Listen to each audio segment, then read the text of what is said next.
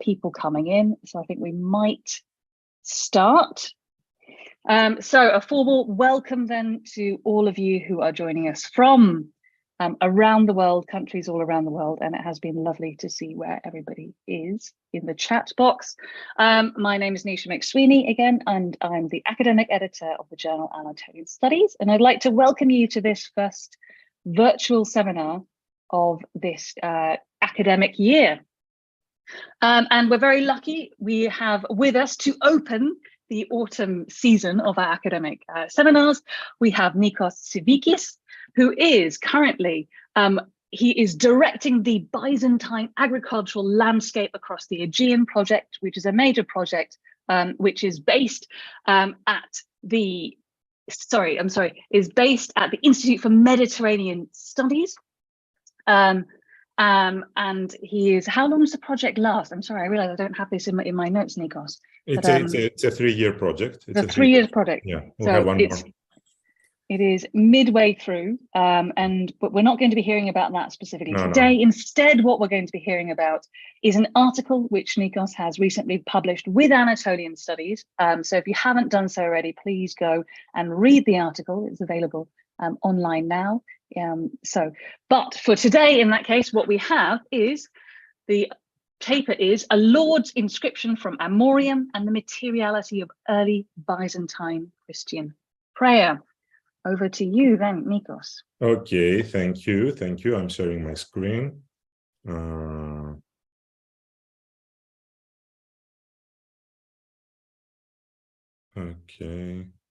Okay, is everything fine? Perfect. Let me welcome you also. I'm very happy to joining you virtually, to joining this seminar by the British Institute in Ankara. I am grateful to the organizer, to Noise, to the to the board of the Anatolian Studies that had accepted this essay that was published in the current journal. A special thanks goes to my colleagues in Amorium, mainly Professor Dr. Zelia Demirel-Gökalp, our current director, and also Zeren Erel, our assistant director, and also the older team, Christopher Lightfoot, who you all know, Eric Iveson. I would like also to mention, and I see he's here, Robert Matthew Calhoun from the US, who we've never met, but he has been very helpful in what you're gonna hear today. And finally, I want to dedicate this lecture, this seminar, to the memory of Gina Coulter, who was editing Anatolian Studies for many years. Whom I've never also met in person, but she has been extremely helpful to me and to Amorium all through the years that Amorium has been publishing in Anatolian Studies. So after this short note, let me begin. My interest starts from the fruitful combination of completely different avenues. On one level, it has been my personal and scientific commitment to the archaeological exploration of the Byzantine city of Amorium in central Anatolia. On another level is the deep methodological belief that small and humble objects coming from a systematic and stratigraphical knowledgeable excavation can offer unique opportunities in better understanding the communities that produced and used them. To this, among many different research initiatives in Amorium, I had the opportunity to work with Christopher Lightfoot, the previous director of the excavation, some years ago on the publication of the inscriptions from Amorium. As well as inscriptions in stone, a significant part of the Byzantine inscribed texts found at Amorium are of other kinds and in other durable materials. Graffiti, ante or post coctura, meaning before or after firing of the pot, graffiti on stone, dipinti, markings on wet clay, metal items with inscribed, etched or stamped texts, mason marks are the most characteristic ways of expressing in writing names or messages. A total of 32 such inscriptions appear in our 2017 catalog of Amorium inscriptions, most of them etched with sharp instruments on complete pottery vessels or on ostraca. All but one of these texts are in Greek, the single exception being an Arabic graffiti. A practice that can be recorded, can be documented from the early Byzantine and all the way to the medieval period of the site, to the Middle Byzantine, and you can see some examples in the slide I'm showing. Hopefully we will come to that in our study of Amorium in the future.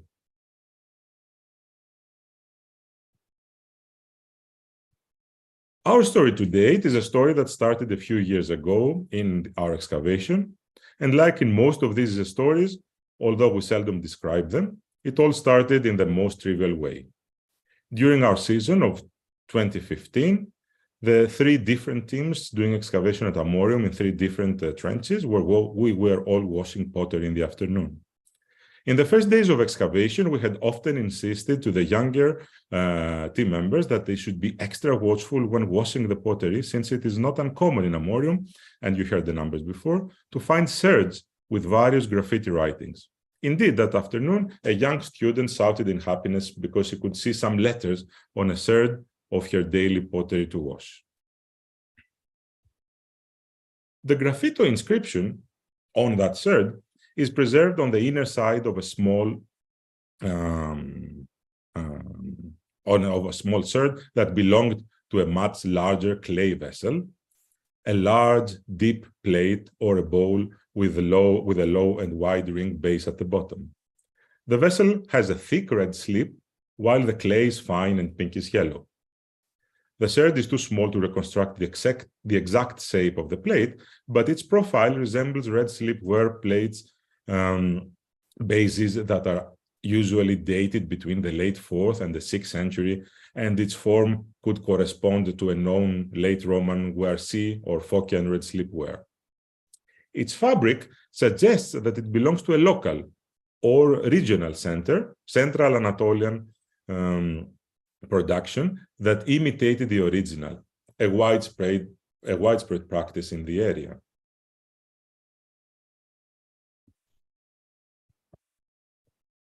The sherd, as mentioned, was actually found during our 2015 excavation season in a trench on the upper city of Amorium. You can see the topographical plan of Amorium divided in the lower and in the upper city, the upper fortified city, the Acropolis. It came from the ongoing exploration of a large early Byzantine ale basilica, what in our excavation we call the Church B, perhaps built in the 6th century, that is located on the eastern side of the upper city. This is the trench that is being led by our assistant director, Dr. Ayse Ceren Erel, and she has been very kind in allowing me to study the small sherd. Although the sherd is also early Byzantine, it is difficult to support a connection with the early Byzantine church building in which it was found, as it belongs to fill of a much later archaeological context.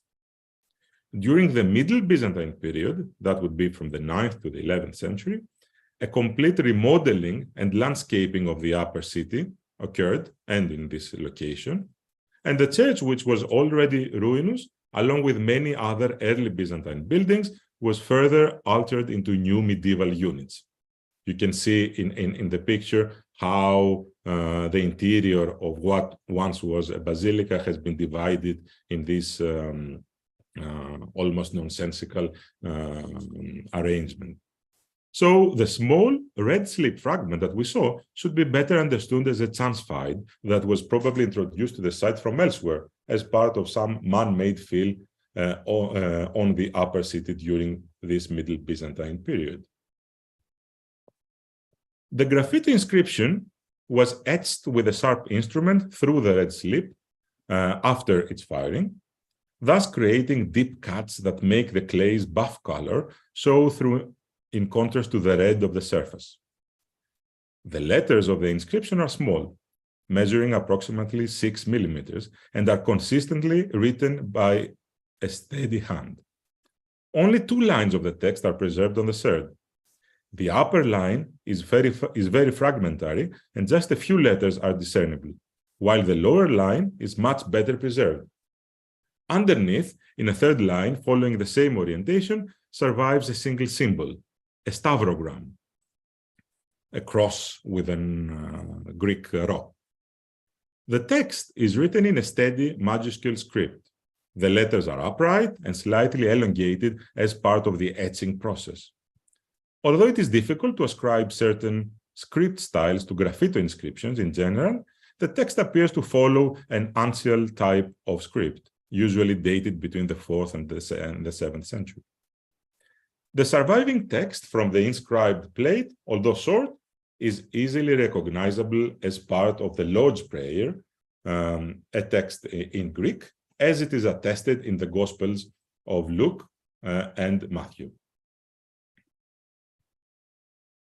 This early identification at the site, it wasn't part of any really great scientific knowledge of ours, but actually was deciphered instantaneously the moment that we read it, as based on a basic knowledge experience that gives us an idea of the use of the prayer. As you might know, or at least the Greek who join us tonight, all of us in our school days, we have to recite the Lord's Prayer in Greek, the exact text that you see on the third, every day in our school.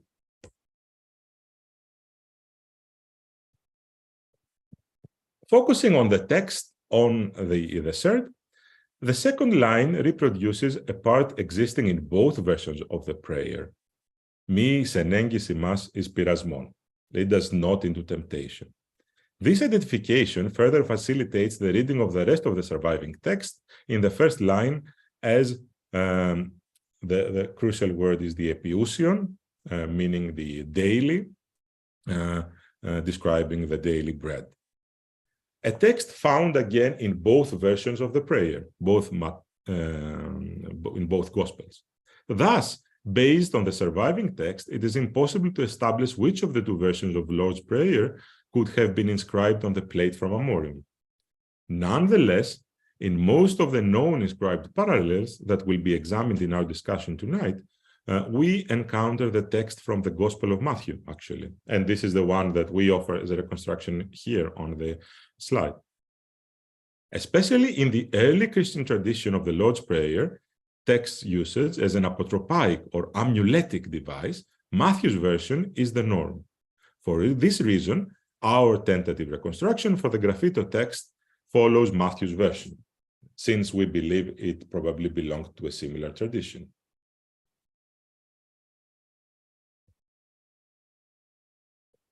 Open-form pottery vessels of fine ware bearing incised inscriptions are not uncommon in late Roman and early Byzantine times. Especially red slip plates or their larger serge offered wide, relatively flat and straight surfaces for incising texts. With the etching of the letters, the inscription could become particularly visible because of the contrast between the slipped surface and the deep cutting through to the body's clay.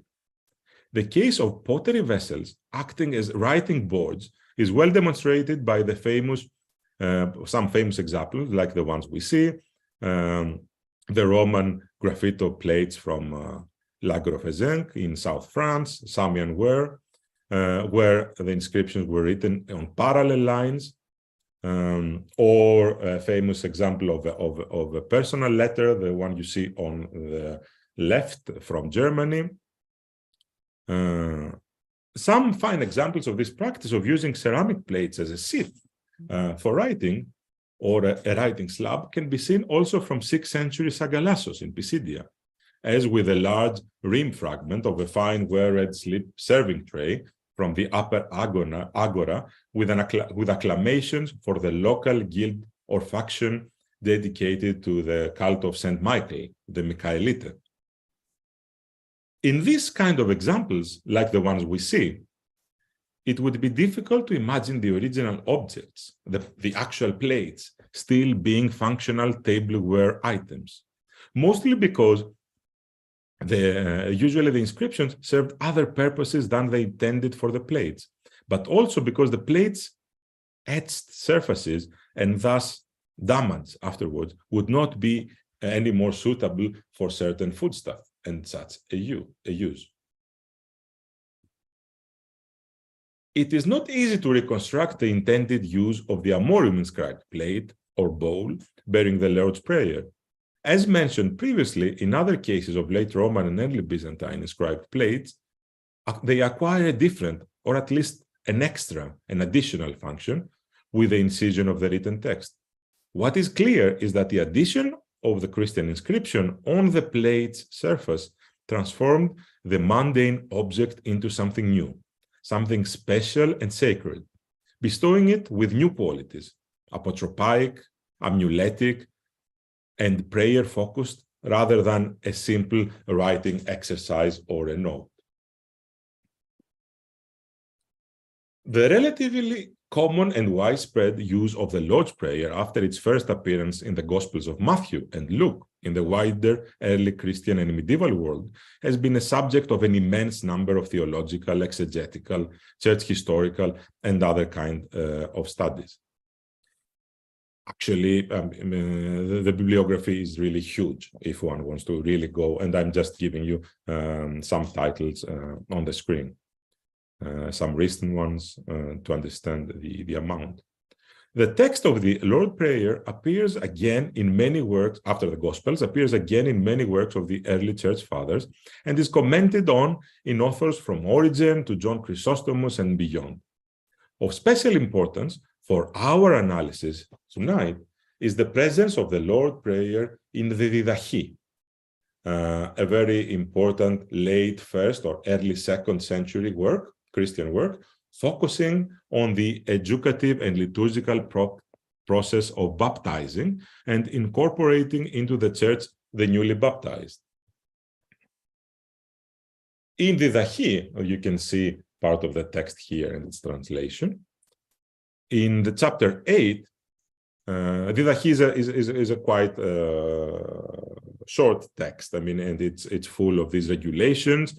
We do not know if they actually were enforced, or it was more of some more local version. But in any case, in chapter 8 of the Didache, as you can read, Christians were expected to pray 3 times a day with the words of the Lord's Prayer, which is the true and only prayer.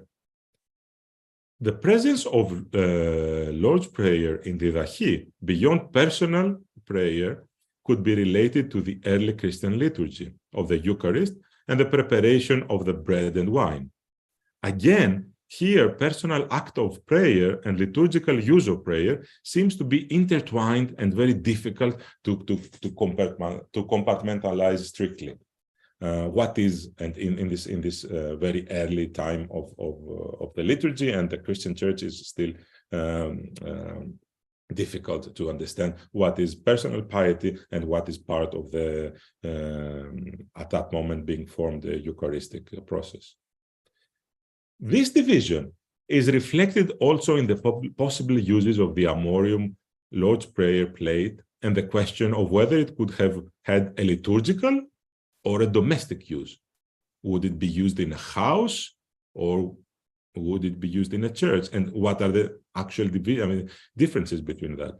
This division obviously cannot be so sharp, as food-related religious practices in Christianity are numerous and take place both in church or in the church, quote unquote, and home settings, from Eucharistic blessing on the altar to simple praying at the dinner table.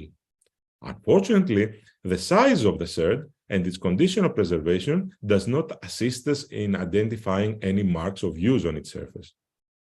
It is indeed possible that this new vessel, inscribed with the Lord's Prayer, could have had some liturgical use in a modest setting, maybe for the consecration and distribution of the Eucharistic bread. However, one would logically expect much more elaborate vessels to be used, such as the specially commissioned metallic patterns and disco that are often inscribed and usually identified as such in early Byzantine context. In the slide in your screen, you can actually see the archaeology that's connected with this kind of Eucharistic process, that it's in the early centuries very difficult to discern.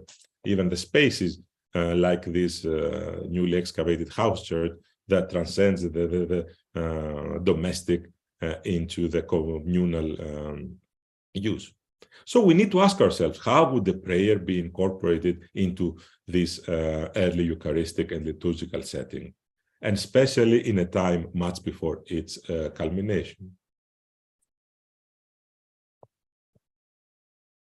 A small object like this 5th or 6th century clay bread stamp from Egypt offers some additional insight. The bread stamp carries an inscription with the invocation «Τον άρτον ημίν των επιούσιων, Kyrie χάρισεν ημίν». The daily bread for us, Lord, offer it to us. That is a paraphrase that echoes the second verse of the Lord's Prayer, establishing a concrete material connection between the content of the Lord's Prayer and the consecration of bread. I mean, this stamp was actually used to consecrate loaves of bread. But as George Galavaris has noted, such a stamp could be equally used on ordinary bread placed on the table of a Christian family, whose daily meals possibly began with a recitation of the Lord's Prayer, and on, quote, a loaf of bread offered to church in order to be consecrated and used for the Eucharist, unquote. Indeed, it has been long noticed that it's almost impossible to discern between ordinary tableware items and the ones used in church unless there is a clear context indicating one use or the other.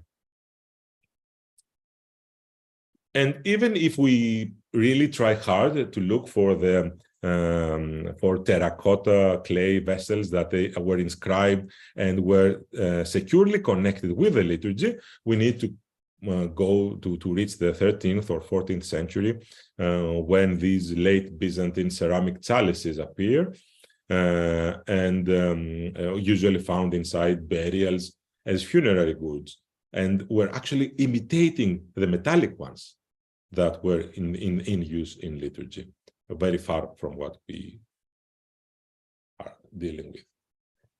The Lord's Prayer plate from Amorium seems more likely to have been used in a non-liturgical environment, as there is no archaeological evidence connecting it closely to an ecclesiastical setting.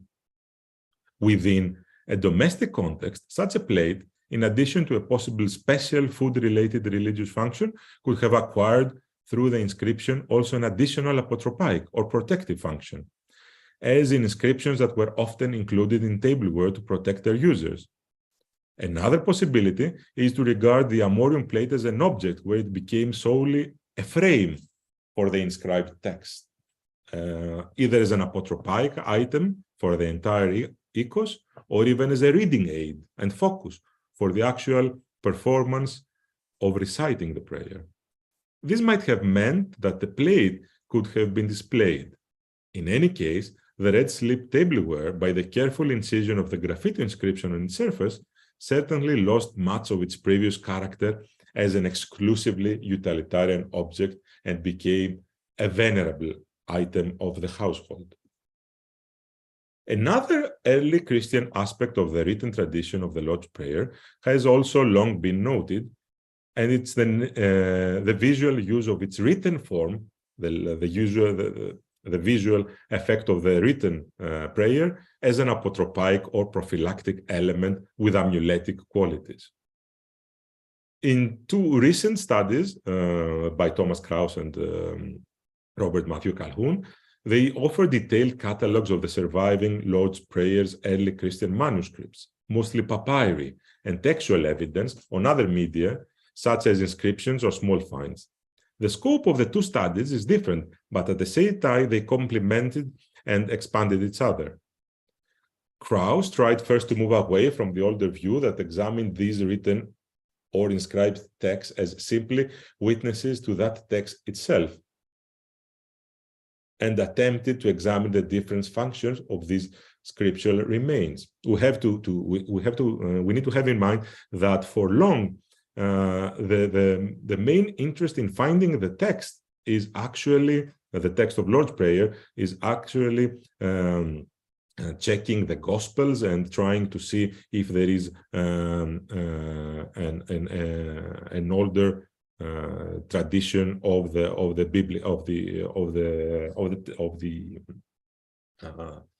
the Gospel text. So it was part of this chase for the earlier version of the Gospels. Calhoun, on the other side, made progress by ascribing a true material and ideological role to many of these Lord's Prayer writings by identifying in them a clear amuletic function and thus offering a framework for understanding the creation, circulation, and use of written versions of the prayer on papyri and in inscriptions. The great majority of the artifacts discussed so far in the relevant bibliography has been comprised by written documents, papyri, and the wooden tablets for writing. And their amuletic character has been well documented, including the use of the prayer as a protective or therapeutic purpose through its combination with other scriptural prayers, doxologies, gospel incipits, voces magicae, and various symbols, as Calhoun has mentioned. And you can see on the screen a small papyrus fragment that actually, as part of its text, includes part of the Lord's Prayer, and all of them, they are used as an amulet against the fever and special types of fever. So somehow we have to think that this object would be carried on the person, or would be inside some metal amulet or some kind of a box. Some of the papyri were intentionally made as amulets. Others were used as amulets later, though their original purpose was different. And finally, others were not amulets at all. They could be school exercises, as the Lord's Prayer is a text very, very commonly used in schooling of the time, or just loose leaves from liturgical books. And I have some examples.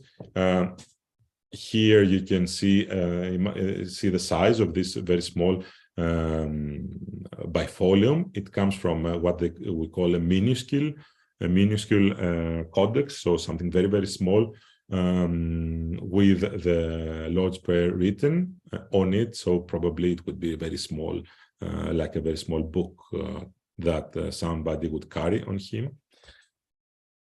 Or another example, the Lord's Prayer inscribed on a wooden tablet, again from Egypt. All these examples, they come from Egypt. And in this case, probably we are dealing with a writing exercise that was preserved forever on the wooden surface of the tablet. But as well as the papyri with the Lord's Prayer text, another category of objects carrying the prayer emerges. That is of inscriptions on a wide range of objects, from monumental in stone to graffiti on various media, a subcategory into which the Amorium inscribed shirt falls. And these are the focus for us tonight in our exploration of the materiality of the Lord's Prayer, as mentioned. The first inscription that I want to discuss with you is a large fragment of a clay tablet with the Lord's Prayer text, coming from Megara, near Athens in Greece. So we're in a completely different setting. But then again, we'll see all these materials that they combine to form a general picture.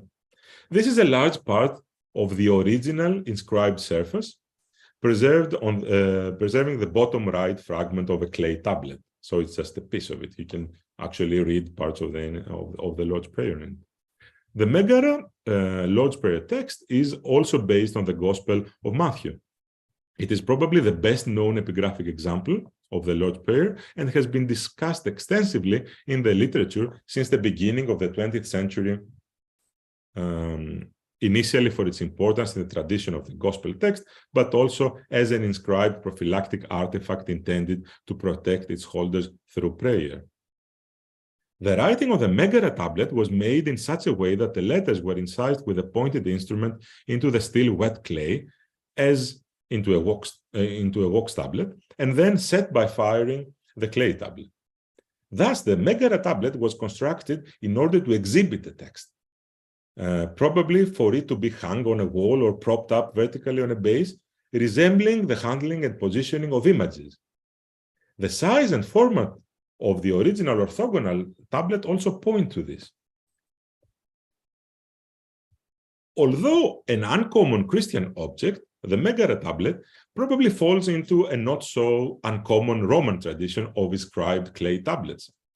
One can locate such tablets carrying important texts, sometimes for important texts for personal reasons, like the one on your right, a 3rd or 4th century letter from a dominus to his clientele, written on a roof tile, still when wet before fire, and now in the National Museum of Madrid, Archaeological Museum of Madrid in Spain. Other times for objective literary reasons, like in a number of tablets, bricks, that have been found carrying the opening verses of Virgil's Aeneid in Latin, as seen in this Spanish example again on the left. But closer to the Megara tablet as an item, to the Megara Lord's Prayer tablet, is a recent find, an amazing find from Olympia in Greece again, that has just been published in detail. This being a 2nd or 3rd century brick or clay tablet containing the 13 opening verses of chapter 14 of Odyssey, describing the meeting of Odysseus and the faithful swineherd Eumaeus. It's an amazing version of the text. Like in the Megara tablet, here in the Olympia tablet with the Odyssey, you can see that the text is actually written at first, I mean, with no mistakes, with no correction. So it shows that the person who was writing it wanted to prepare to present something that it could be well presentable. So the Megara Lord's Prayer tablet is important for one more reason in our discussion. Historically, it represents an artifact with a graffito that transcends the category of inscriptions and crosses on instrumenta domestica, meaning the everyday use, and crosses into the category of monumental inscriptions. It is very difficult to categorize the Megara LP tablet, Lord's Prayer tablet, as a writing exercise or a note, as it was purposely inscribed, as I mentioned, before it was baked, thereby transforming the written passage into a permanent textual icon. Our second epigraphic example, moving away and going south all the way to Egypt, is a Tipinto inscription, painted in large capital letters on the wall plaster of a funerary chapel southwest of the necropolis of El Bagouat in the Karga Oasis in Egypt. The painted inscription on the wall preserves at least 2 versions of the Lord's Prayer, and judging by its location inside the chapel, it should be regarded as an act of prayer, perhaps joined by a personal request for salvation for one of the deceased. Its editors do not offer a possible date, but based on its forms and context, it should be regarded also as early Byzantine. The only inscription with clear monumental intentions bearing the Greek text of the Lord's Prayer is an inscription in stone from near Emesa, Roman Emesa, Homs in Syria. So we move again to another setting. This is a finely cut, large inscribed architrave limestone block originating from an unknown architectural monument found later reused. In the middle of the orthogonal lintel, a large disc was carved containing a Greek cross. Flanking the centrally positioned disc, a long inscription is cut in excerpt containing the full text of the Matthew Lord's Prayer and a request for the salvation of an official, probably a comes, by the name of Silvanus. The text on the inscribed architrave, where an acclamation is conjoined to the text of the Lord's Prayer, clearly becomes an actual prayer and must have originated from a private monument, some kind of a private monument. By the size and style of the stone and its inscription, the associated monument might have been connected to an ecclesiastical building or a larger complex of the 6th or 7th century. In a completely different material to this, we can now add a recently discovered bronze processional cross from the Peloponnese, from the cave of Andritsa near Argos. It bears the entire text of Matthew's version of the Lord's Prayer, inscribed twice, once on each face of the cross and covering the entire surface across its 4 arms. You can see the text running. The archaeological context of the large bronze processional cross is unique. It was found inside the cave among various other objects belonging to a small local rural community of 40 or some individuals who were trapped and died inside the cave at the time of troubles. Based on other finds from the cave, coins, pottery, the inscribed cross can be securely dated around the year 600, a date that follows closely also the stylistic evolution of metal processional crosses. And you can see the cross as it was found inside the cave. The inscriptions on the cross have not yet been edited fully, and the full publication, along with the other cave finds, is in preparation. But the cross is exhibited in the Byzantine Museum of Argos, where you can see it, and is included in the museum's catalog. The text starts on both sides from the upper arm of the cross, continues to the left arm, then the right, and concludes on the lower arm. Both sides carry an identical version of Matthew's text. In the center of the cross, both sides are decorated with a bust of a bearded Christ stamped on the metal. Early Byzantine processional crosses bearing inscriptions, usually short invocations or donor ex votos, are quite common. The cross from Andritsa cave, however, is exceptional in carrying such a long prayer text, and in particular, the full Lord's Prayer. On this cross, the Lord's Prayer text is vigorously exhibited as the main element of religious decoration, encompassing the bust of Christ and being framed by the cross shape of the object itself. Additionally, the Andritsa cross does not follow most of the other known examples of early Byzantine processional crosses, as there is no mention of a donor's name or anything like that, making it almost, at least to my knowledge, one of a kind. The plate from Amorium stands apart when compared to these other examples, as it is the only known small object with the Lord's Prayer text scratched on its surface. The first step in understanding the artifact and its use was to identify the text and comment on the object. But its use and function need further discussion towards a better understanding of early Christian religious practices through material culture. The Amorium plate must have been a complete and intact object, which had a secondary life that began after the prayer's text was scratched onto its surface. The possibility that the third was part of a writing exercise during which it was by chance inscribed does not seem plausible. The prayer was indeed used in early Byzantine writing exercises, as we saw, by young students, but in the case of the Amorium plate, the steady writing of a learned hand with no real spelling errors, aside from itacism, can be clearly observed. Additionally, the Lord's Prayer inscription must have covered much of the original plate, which must have been intact when it was written on its surface. The Amorium third is more akin to the Megara tablet, as it is not an ostracon, simply, that in secondary use bore part of an inscription on it. It is rather an object transformed into a new, completely different entity, a simple, fine plate transformed into a house amulet, an object guarding the Nikos. It was held in and used as a literary tool for focus, a material icon of the Holy Word itself. The process of transference of a prayer's text from the documentary and oral universe to the materiality of the household or any other building can be observed in another spectacular example from early Byzantine Asia Minor.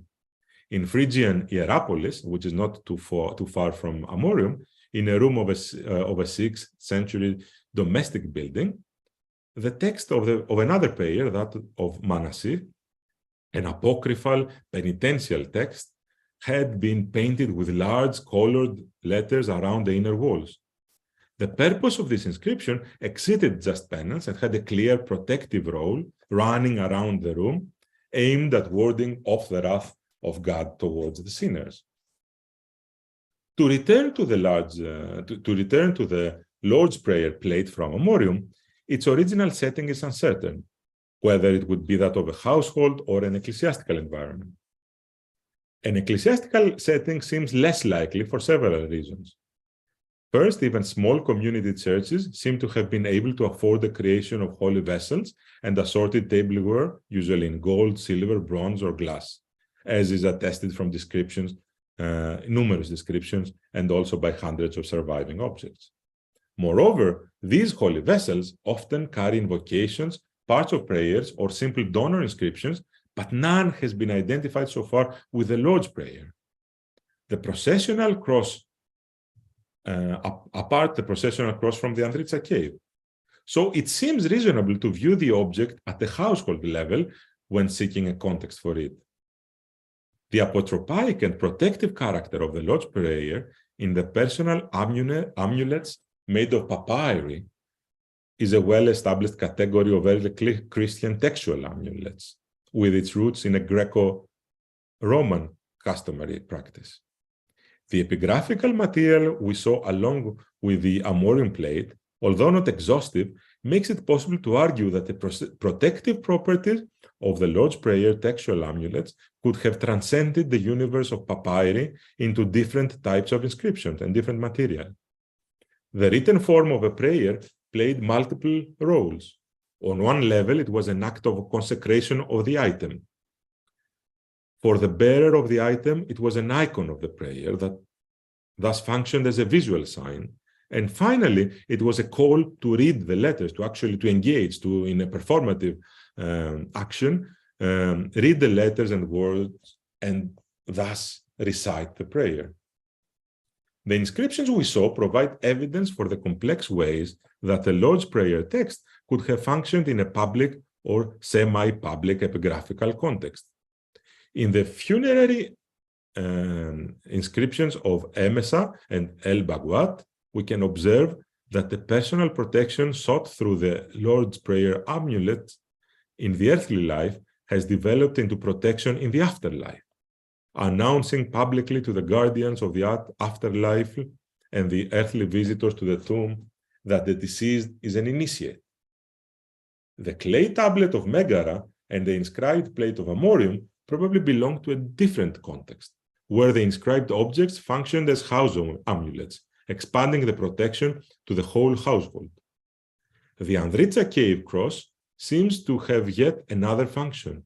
Here, the Lord's Prayer text had a fully public and ecclesiastical character, and its amuletic properties extended to cover the entire community that gathered under the protection of the cross, literally inscribed on its side. The artifact merged the prayer of the community, the actual prayer of the community, with the sign of its hope of deliverance, the cross.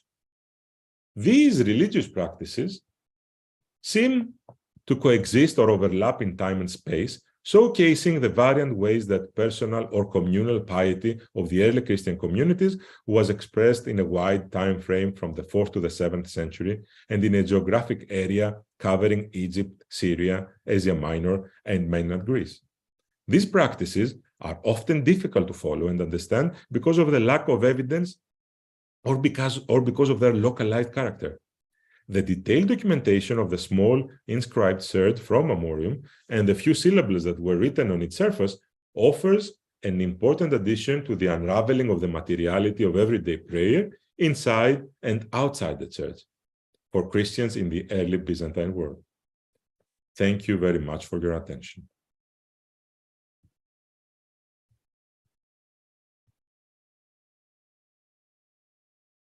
Hello, hi, Nikos. Thank you very much. You're welcome. Let me stop sharing. That was brilliant. I am very happy, enjoyed that extremely. I've got a list of questions which I'm going to start on immediately, but before I do, I would like to encourage all of our participants to write questions into the Q&A box, please, if possible. If you write things in the chat box, that's fine, but I might miss it, so I'm going to be looking out for questions in the Q&A box. It is really lovely, actually, to see the variety of these different objects, the material textualities, the range of material textualities we have in this period. And I remember reading the manuscript of this article quite early on, but this is wonderful because to see the colors and see the textures, it's completely different. So for me, this has added a huge amount to what I already knew from reading the article. It's fantastic. I've got a couple of questions. I'm going to start by asking you perhaps an obvious question, which maybe stems from the perspective of somebody who specializes in earlier periods. And this is about literacy. What does this kind of material textuality signify for literacy? For our amulets to work, you don't necessarily need to be fully literate. You just somehow the physicality of the text itself can be enough. Do you think in all these diverse cases that we have, it depends on full literacy, or is that actually just not important, do you think? Yes, thank you. So yeah, the literacy question is always it's always very hot and important. We know from, as you mentioned, from previous periods that you do not really need to be fully literate in order to read all kinds of text. So there are different levels of literacy. Definitely what we see in early Christian times is that the texts multiply so much, and they multiply in so many different levels and areas, and we tend to believe, and the specialists tend to believe that we can maybe only comparatively say that literacy was higher than usual. So the early Christian period and early Christians and going through this process of initiation and being accepted in the church, it meant for a lot of people that this would make it important to be able to read, at least to read, or at least to identify the prayers or the texts and even recite them. So yeah, I believe that this period is based a lot on the written text, and that most of these texts were actually one way or another read. I suppose that really helps with the presence of these texts in domestic settings as well. And I was just really struck to see the Manassas prayer at Hierapolis. That is astounding to see that. That's really part and parcel of the room. Linked to that, I have a smaller question, is that you mentioned, you know, the variety of different small objects with graffiti on them from Amorium in particular. And you mentioned one sherd which has some Kufic writing on it. Can, just out of interest, can I ask what that says? And is it an imported sherd with the inscription already on, or is it a local sherd which the inscription has been written on in situ? And do we think that we have Arabic speakers here as well? Okay, so thank you for that, and I see there is also a question on the Q&A for that. So probably by Muharrem. It takes us completely off our current discussion, but it's actually one of my favorite finds from Amorium. So what it says, it can be, it's invocation. I don't know Arabic, but it's supposed to say the world, the sovereignty, the domain belongs to God. Al-Mulk Lallah. So is one of a typical Abbasid evocation, Islamic evocation. And the interesting thing is that the pot itself, it was found inside the destruction layer of 838. That would be the destruction in the 9th century of the city by the Abbasid army of Caliph al-Mutasim. And the pot, it's a large jug that it's locally made, and we have many of them. Burnished ware, relatively well made. And then there is this Kufic Arabic inscription.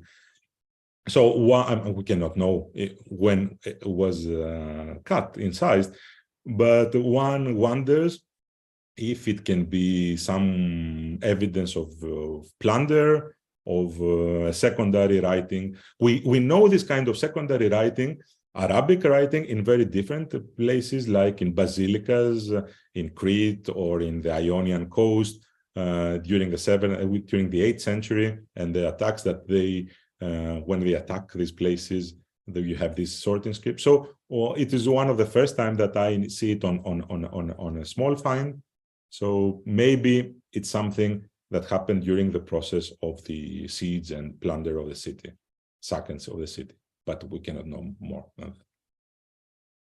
Thank you. That's great. I mean, it's really fascinating to potentially link it to a historical event like that. And yes, you're right. I've just seen Muharrem's question about that.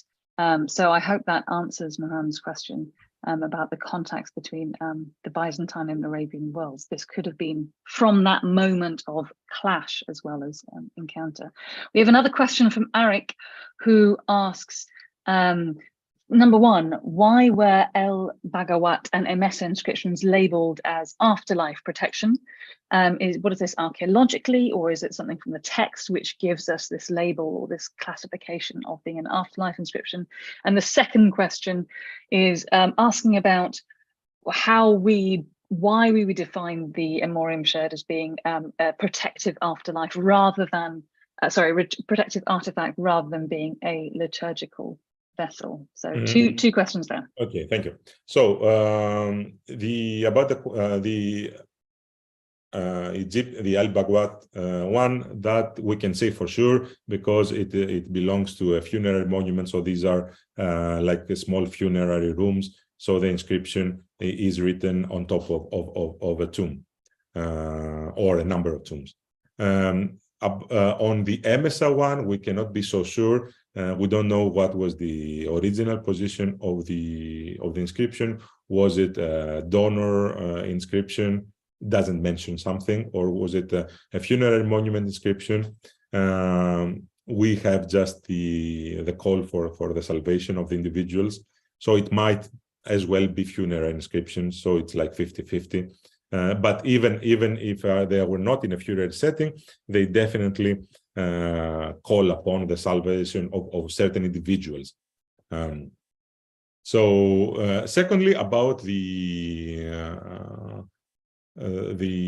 plate artifact from Amorium, actually that was my effort all through the seminar today and the article that I would like, I would invite you all to read, to identify it as a house object rather than a liturgical object.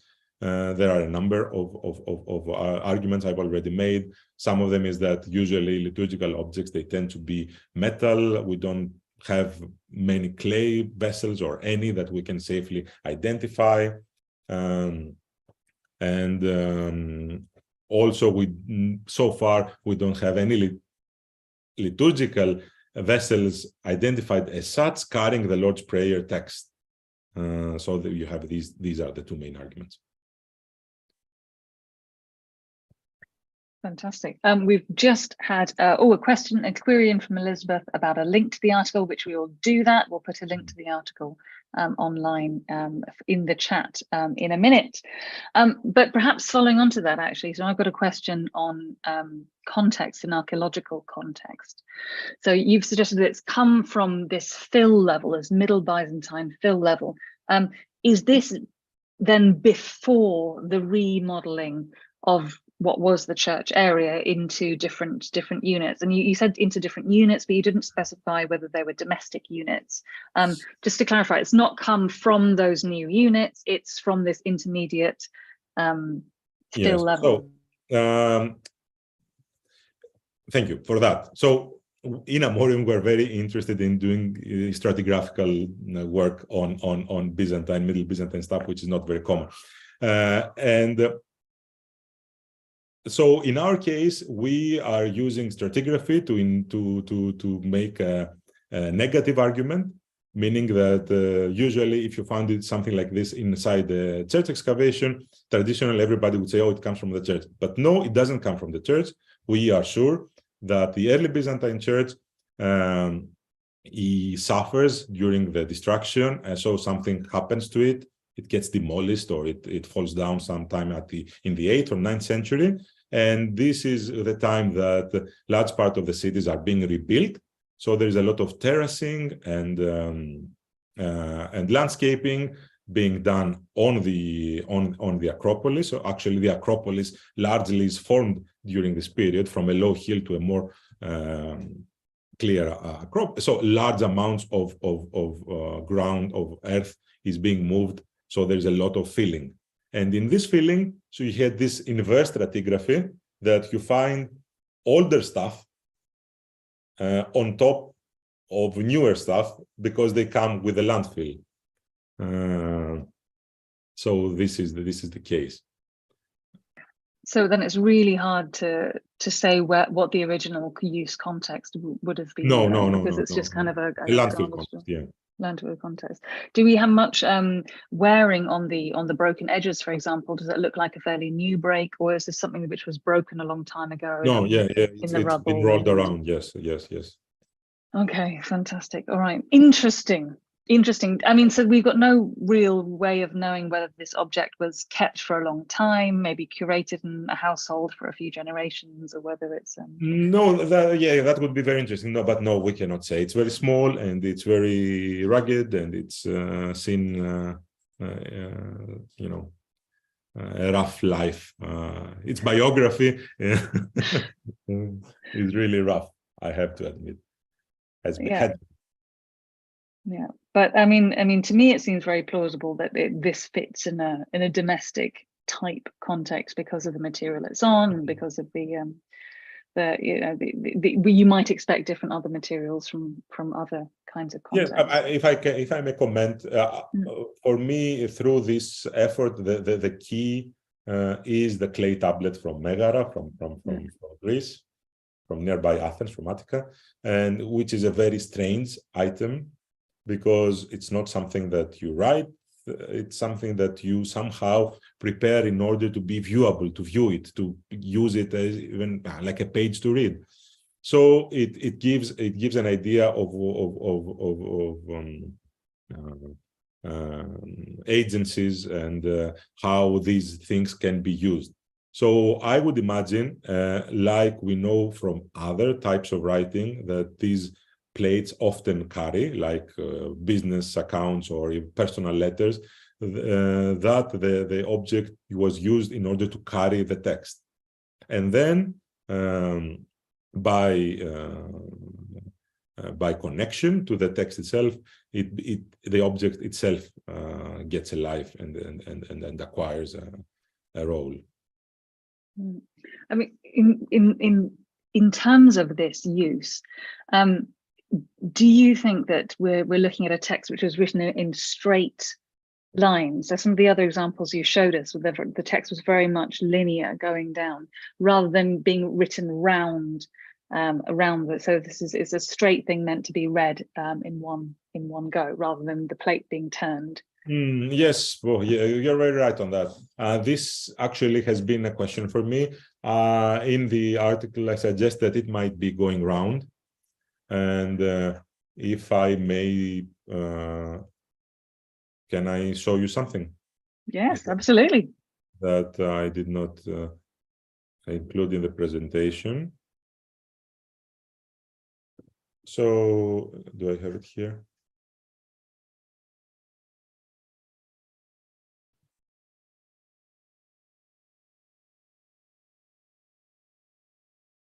Sorry, excuse me for that. No problem. No problem. Take your time. Because I was just thinking, if it's like this, linear, then this almost indicates or might suggest to me that it's something which is on static display. But yes, like this going round. Yes. That suggests a handling, but to read it, you have to handle it and move it. It's not on display on a wall. It's something which is very reading it becomes a tactile thing because you have to change it. So it changes the way you read it. Oh, no, so sorry, yes, please tell us about these. So going into magic and amuletic use, and one has to cannot not think, not notice these fabulous items. You see them? Yeah. So these Aramaic incantation bowls that they are, of that period, late Roman, early Byzantine, early medieval, whatever you want to call it. And of course, they're not Christian. They come from a different setting, but they use this text going round and round in many lines. And they are definitely holding a magic, they have this magic role. So in the article, actually, I'm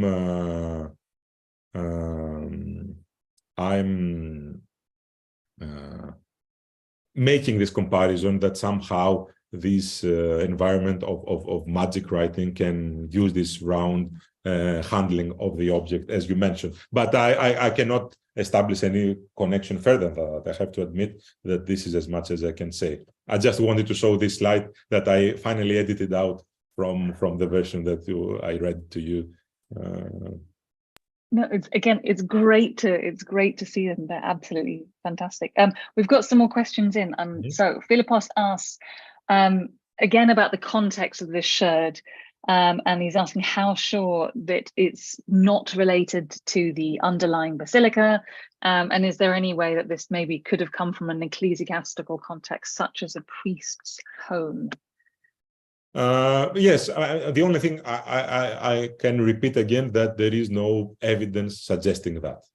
And as I mentioned before, this is a very interesting example. I mean, we have to be very cautious when we're doing archaeology, and often in Byzantine archaeology or in classical archaeology, we tend to make these very easy connections that if it's something in a church, then it was for church use. If it's something I don't say that we know more, but we have to be very cautious, and we do have to very tightly establish our context the way prehistorians do, prehistoric archaeologists do.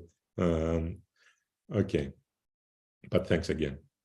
Yeah, I think the temptation is to put things in places that we might expect to see them, and not to acknowledge sometimes the limits of what the archaeological context gives us. So that's interesting. We've got another question in from Gulsum, who is a bit of a different question. She wonders what you're thinking about the Gospel of Barnabas. Actually, I don't have anything to say. I don't know how it connects, and I'm not acquainted with the gospel itself. I have to say that I'm not a patristics scholar, and I mean, it was interesting. Let's say that when one visits this kind of material, there is a huge output coming from colleagues in the patristics department, and very small output from archaeologists per se. So my effort was to somehow insist on the materiality of, put a different perspective on this kind of material, and immediately it makes some sense to me, at least. Yep, absolutely. I think this approach, thinking about it materially, thinking about these texts materially, gives us something which I think we would miss if we ignored it. It gives us this sense of immediacy and normal people's lives, and in different types of interactions with the text. I think there's a very different type of interaction suggested from walking around that room in Hierapolis and reading the text by moving around, versus handling an object, which you have to turn, versus handling a clay tablet, which you just read downwards. I think all of those are different ways of engaging with the text materially, and it's for me, it's very interesting to think about these different ways of engagement. I think we have managed to answer everyone's questions today. So unless there are any more questions, you have just maybe a minute or so. We are nearly 10 minutes past the hour already anyway. But if you have a minute or so, if there's any last questions, do get them in now. Otherwise, I would encourage you to send either Nikos or myself an email if you think about something later on, or something strikes you as particularly exciting or interesting and you'd like to share it with us. We're always happy to continue conversations on into the future. But for any of you who haven't yet read the article, haven't had the chance to have a look at it, please do so. There are links in the chat box. So please do follow those. Otherwise, I hope to see as many of you who are available as possible at the beginning of December for the next of our Anatolian Studies virtual seminars online. And before then, it just remains for me to thank Nikos very, very much for helping us to think about texts in different ways, just in completely different ways, and to be giving us such a stimulating start to the week on a Monday afternoon or evening or night, depending on where you happen to be in the world. Thank you very much, everybody, and see you all again soon. Thank you, Noise. Thank you, everybody. Bye.